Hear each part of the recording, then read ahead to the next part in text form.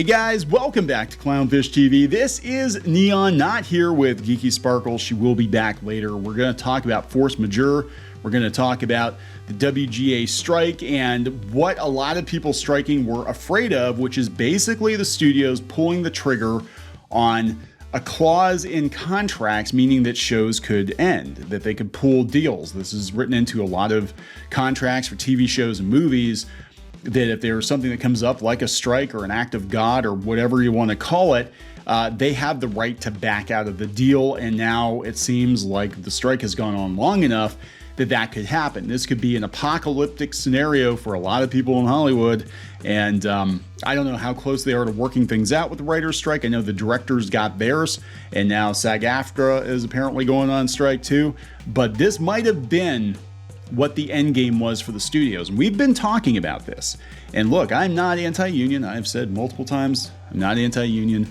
But in this case, it seems like what they're asking for is unreasonable from the studio's perspective, in regards to, like, we have to have 20 people in the writer's room and everybody's got to be paid a ridiculous amount of money. If you actually go out and look and see what Hollywood writers get paid, they actually get paid pretty well.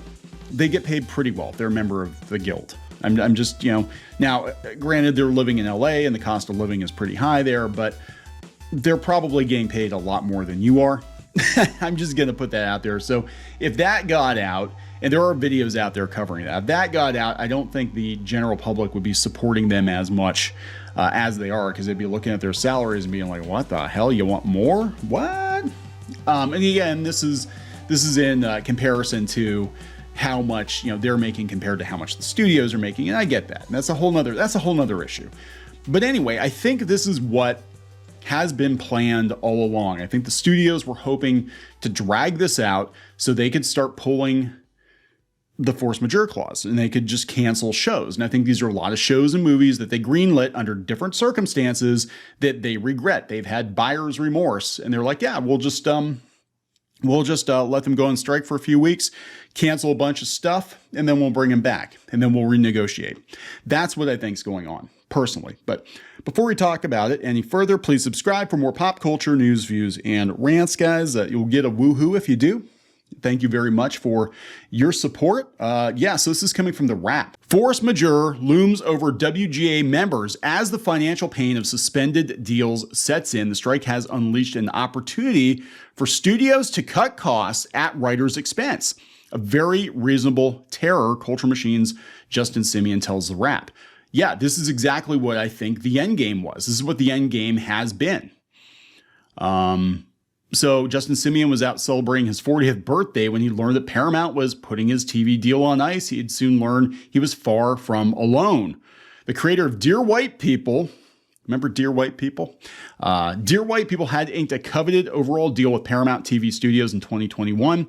In the wake of the WGA strike, which prohibited writer-producers like Simien from working, Paramount cited a clause in his contract called force majeure to suspend the deal, a precursor to canceling it altogether. Simien was absolutely devastated and kind of caught by surprise. He told The Wrap of hearing the news in a call from his lawyer on May 7th. The letter he'd been sent was just one of many.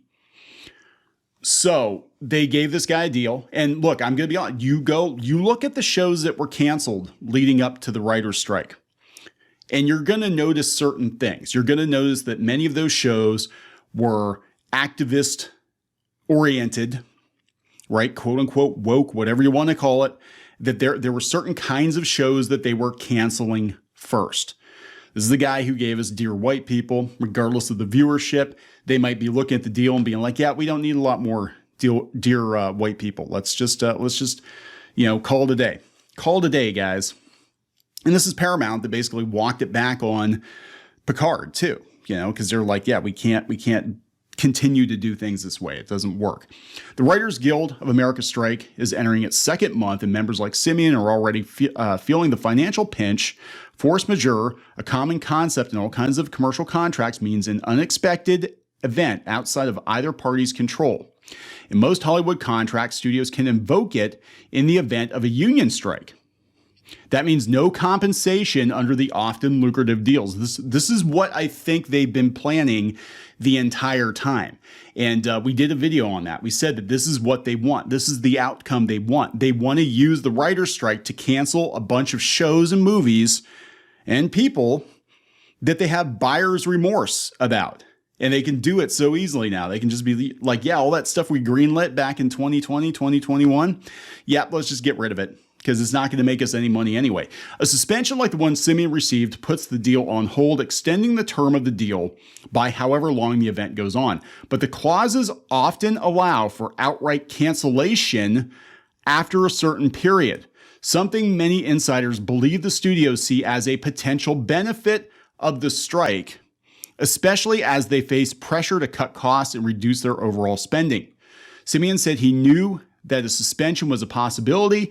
His company had just moved into its office after years of remote work.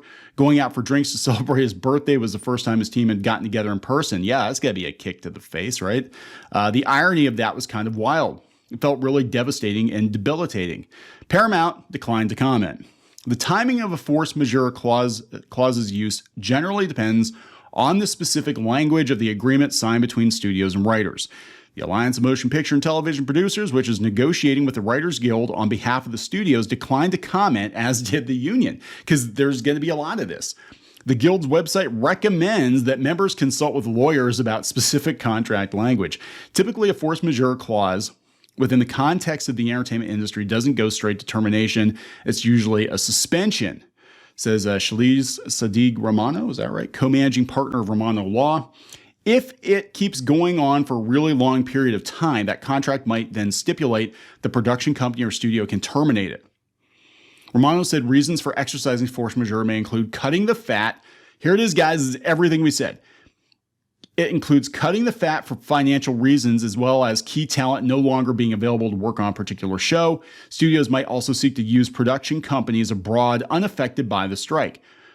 I told you this is not going to go the way you think it's going to go. They're going to use this to cancel a bunch of shows. They were already canceling shows before the strike because they're running out of money. They're going to cancel a bunch of shows and TV projects, movies, and deals, big fat deals like this guy's deal, because they don't think they're going to get a return on that investment. This isn't about being a hater. This isn't about being anti-union. This is about money. That's what this whole thing is about. It's about studios saving money and using every legal loophole they can to do it. They have buyer's remorse. They greenlit a bunch of stuff that is not going to bring them anything. Individuals with knowledge of the deals told the Wrap the studio's current suspension letters have primarily been sent to writers who are not currently working on projects. Simeon, though, said the wave of letters he and his peers received felt more blanket compared to what happened in 2007-2008. We were literally just 1 week into the strike. It feels really cutthroat. You know, the financial pressures studios face from Wall Street as a likely factor that could mean suspensions becoming terminations. I think this is exactly what's going to happen. It's very reasonable. I think it's a very reasonable terror, frankly, that all of us are holding and just kind of bracing ourselves for it. I think we're all acting as if we're probably going to get terminated, so let's all prepare for that. They said there's little recourse for the writers. Theoretically, a writer could sue, claiming that certain producer services do not qualify as writing services and are separately compensated. The WGA has said all producer services by a member involve writing. Writer in that situation could argue a strike is a foreseeable event. You saw this coming, and you don't have the right to invoke this, and therefore you had no right to terminate. But yeah, they've covered their asses. They learned from the last strike. I guarantee you. So they said that Simeon believes that creators of color, here we go, creators of color are at a particular disadvantage in this strike because they accepted lower pay to get their first shows made, believing in the new opportunities promised by streaming. Actually, I can tell you, maybe it is disproportionate, but again, the reason is the stuff that's getting canceled is the activist-minded stuff, the stuff with the activism bent, the message first. Look at all the shows that were canceled leading up to the writer's strike, and you're gonna see that as being like anti-racist baby gets canceled. Ava DuVernay's deals get canceled. You know what I'm saying? Like there definitely is a theme here of what shows are getting canceled. They said that they're worried that people are going to leave the industry altogether, that they have to leave altogether. Again, that might be part of the deal. You know, so this person here is launching a GoFundMe. Wait a second. This is Culture Machine. This is Simeon's production company. They're launching a GoFundMe, surpassed the goal of raising $60,000 to get the company through the end of the summer. Any additional funds are being given to writers affected by the work stoppage. Other creators with suspended deals are facing similar tough decisions, Simeon said, but not at all feel like they're able to talk about it. There are folks who are in much worse situations than I'm in, and they don't feel like they can really speak out about it because it doesn't necessarily work with the image that stars in Hollywood need to hold in order to keep their businesses afloat. Well, that's true. It's your gig to gig. So he's involved in the Haunted Mansion movie. Okay, Simeon's highly anticipated Haunted Mansion film is set to release next month. He said he's still in triage mode and is already looking at contingency plans in the event of an extended strike.